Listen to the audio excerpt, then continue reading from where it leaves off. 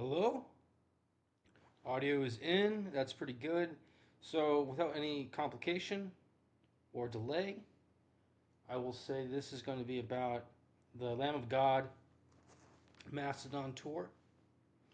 Lamb of God and Mastodon had touring together right now as we speak. And I saw their second show in Austin at the Germania Insurance Amphitheater. I'll say that for what they are known for, I don't think they exactly delivered, but I do think that they were consistent with their on paper, retinue and their sort of set list, and I think they were very stoic about what they were doing. But in the end of the first performance, which was Mastodon, the drummer clarifies and he says, "Hey, we are doing a 20-year anniversary for both our albums, which one of them was called." Uh,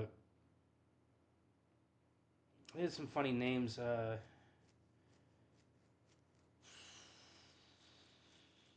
Well, they were from 2004, I believe. In the summer they were released, or maybe at some other time. But they were both released 2004. One was Lamb of God. One was Mastodon. And I would say that the albums didn't age that well. Although I'm pretty sure the Mastodon album aged better than Lamb of God. And overall, the music just was not heavy, and I felt it was kind of excruciating to sit through in the summer heat in Texas. It was probably a ballpark estimate here. It was probably around 95 degrees for almost the whole show on average. And you're sitting through two entire sets with a lot of people that kind of look a little scary or a little cheap or a little, you know, trepidatious around each other. It's not the coziest atmosphere even for metal. And there's a mosh pit, but there's nothing too exciting going on. And I had been at that area before for a race, a motorcycle race. It was a lot more energetic, a lot more convivial and exciting. This, this double header tour they're doing, Ashes of Leviathan is what they call it. It wasn't really at the speed and intensity and volume that I wanted. I thought it was a little quiet actually, and the Mastodon performance was cool because they had all this nautical sort of aquatic imagery in the background, like conjuring up imagery similar to Mastodon, the creature from the Bible. But it was like the Kraken or a shipwreck of some kind. You see an anchor and a steering wheel for a galley boat, a ship, any sort of things. The mast of a sail boat, a schooner, whatever. I don't know exactly why they had that imagery in the background flying around, but it was vivid and it told a story slightly, whereas the Lamb of God experience was far more stoic, far more plain. And I will say that the singer for Lamb of God had incredible energy. He like had this ferocity in his eyes. He would fiercely jump around the stage. He had like a shaved head, and he looked like he'd been going to the gym and stuff, but he was old, like relatively old. But he still seemed he had like this sort of passion and vim and vigor running around on stage, and it wasn't the kind of thing you'd see like at Alice Cooper, or Rob Zombie, where they're also doing a double header this summer. Their tour is pretty good. I also saw that. I can compare it in this video, and I probably will, uh, just to keep things together. I think what's the time limit here? Anyway, yeah, I think we're doing good. So last year, around this last summer, I saw Alice Cooper, Rob Zombie. It was very different. Rob Zombie isn't extremely old, but Alice Cooper is kind of extremely old. About as old as it gets for anything you could properly call metal. And he put on a great show. Every song had a different background, a different sort of costumery, a different anthemic sort of solo attached to the lyricism. So there was trading off in sections with the different musicians. The musicians were all kind of seemed to present different personalities. I felt the only thing I noticed about Lamb of God or Mastodon was that in Mastodon they're all bearded and sort of it had some pretty stylish clothing, but the drummer had really short hair. Whereas in Lamb of God, the singer, who's the main guy, I believe his name is Vincent, some name like that, Vincent, whatever it was.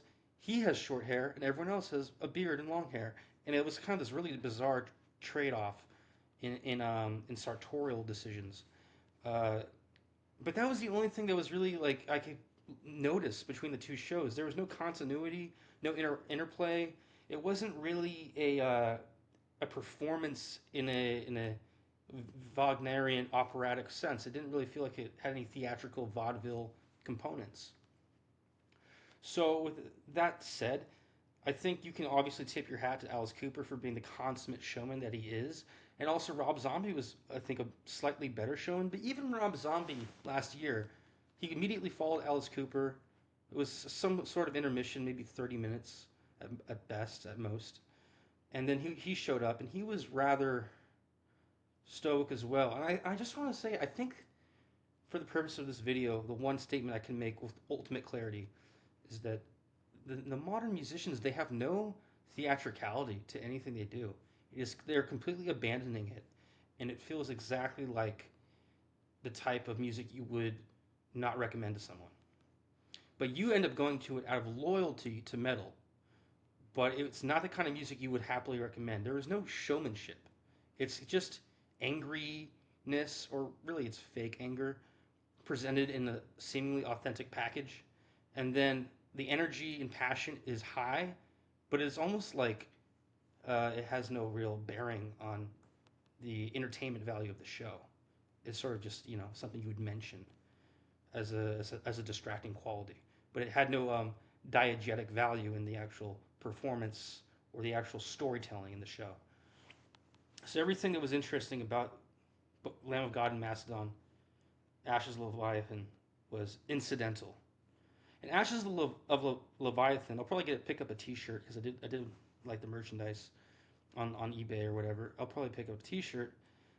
But what I will say is that Ashes of Leviathan is an incredible name because it was Ashes of Something was one album, and then Leviathan was, I believe, the Mastodon album. And so they both had they tied that together for the tour name, and I didn't figure it out until I learned I didn't know what the albums were because I'm not I wasn't really listening to contemporary metal or new metal or anything dark like alternative or emo music. I wasn't listening to that in 2005. With that said, I think the lack of theatricality in Lamb of God and Mastodon's performance made me realize how sort of cryptically devoid of imagination these musicians are.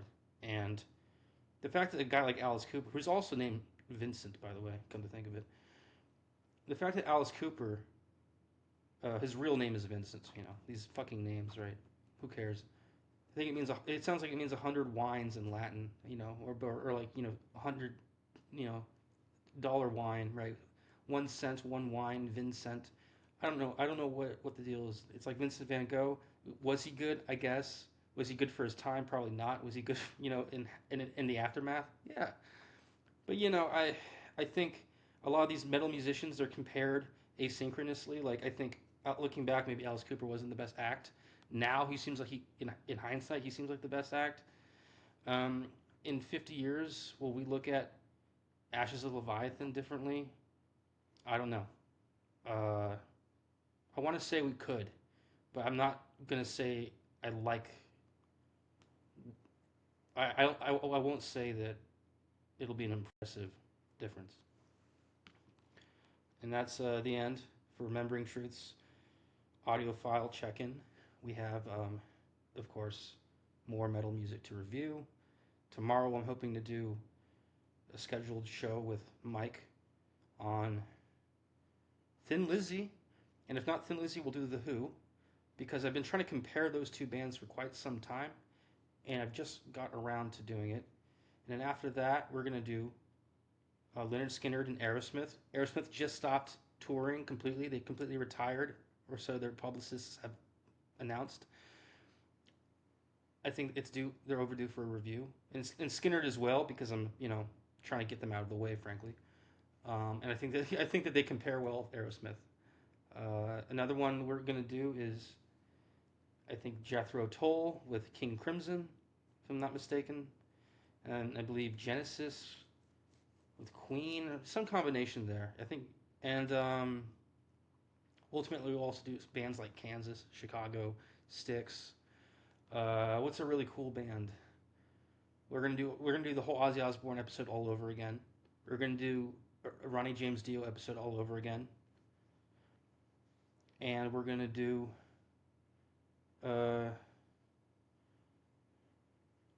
you know what we're gonna do Rainbow. We're gonna do Zeppelin and Pink Floyd and the Eagles.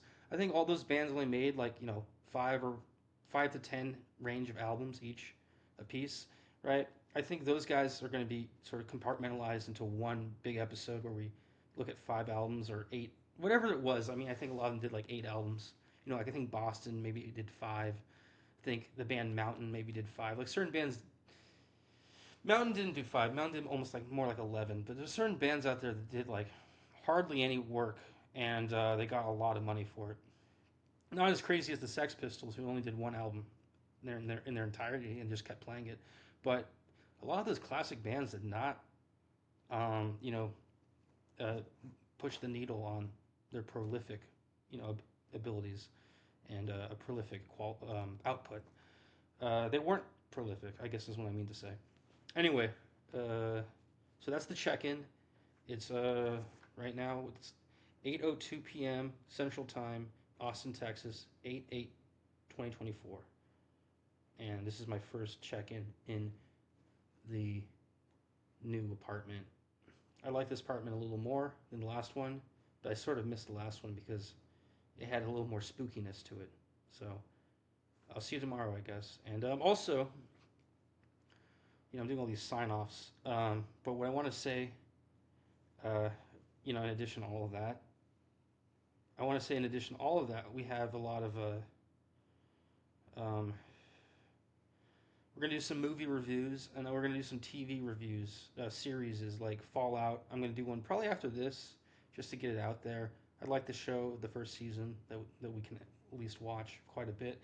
I'm gonna do a House of the Dragon season 2 review. We already did half season, but the audio didn't pan out, so we're gonna do another one without so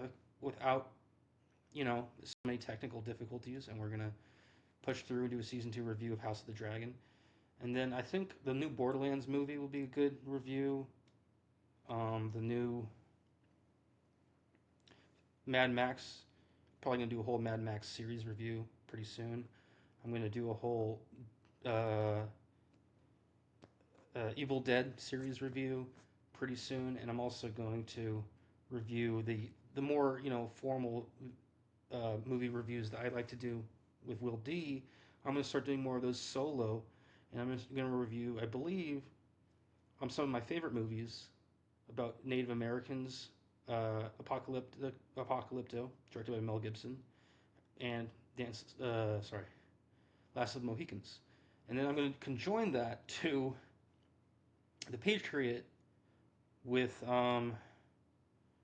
what was it? Dances with Wolves? No, sorry, it was 1492 Conquest of Paradise, a Ridley Scott film that really deserves a lot more attention than it has received in recent years.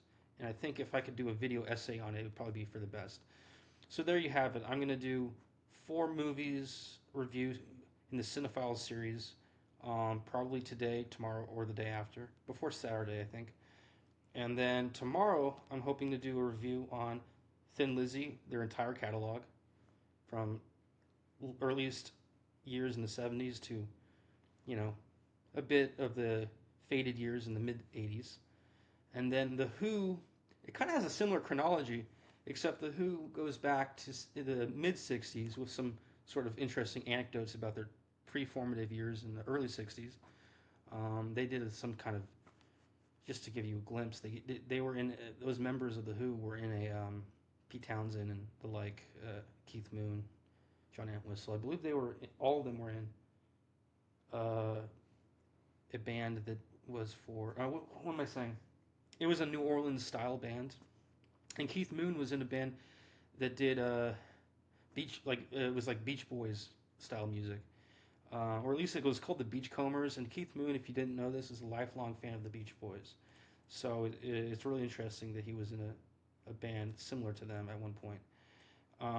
Obviously not as successful by any stretch, but still comparable in certain ways. And they were in a ragtime sort of what is it called? A New Orleans. Why am I blanking on this term? But it's a band that they a big band, a New Orleans big band. That's what uh, John Entwistle and Pete Townsend were doing prior to the Who. So that'll be fun to talk about. But once they get to 65, they're they come out with a few albums that are pretty hazy and sort of lyrically messy. And then by the time they get into the 70s, they're very on point. So they have an earlier start than Lizzy, but they actually have a similar kind of trajectory. Like then Lizzy in the early 70s was hazier, and then by the time they get to the Nightlife album, they have two guitarists, and they play really tightly and they double a lot, and they don't have these long-winded solos in the background so much, but they have very excellent guitar playing in a more formal uh, vogue. So that more formal vogue of guitar playing allowed them to kind of commercialize their music better, and of course the Who, probably the more famous act for sure, probably has the more legendary songs for sure, but they each were Thin Lizzy and the Who were each sort of wrote about isolation in sort of the English and Irish society, and they wrote a lot about sort of antics and sort of boyish charms and sort of frolicky kind of meandering lyricism that doesn't really hit you hard, but it kind of like it's not metal, but it's classic rock surely, but it feels a little more like the music that was written in olden days reformatted for new times rather than music made for the 70s commercial audience. I think it is a romanticism and a sort of meandering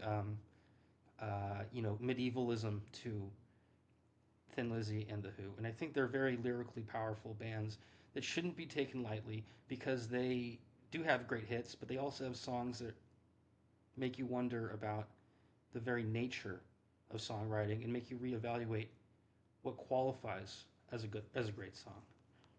Because they're really poets at the end. Some bands they have poetry, but I think The Who and Thin Lizzy cherish poetry in a way you don't see a lot in that kind of hard rock era.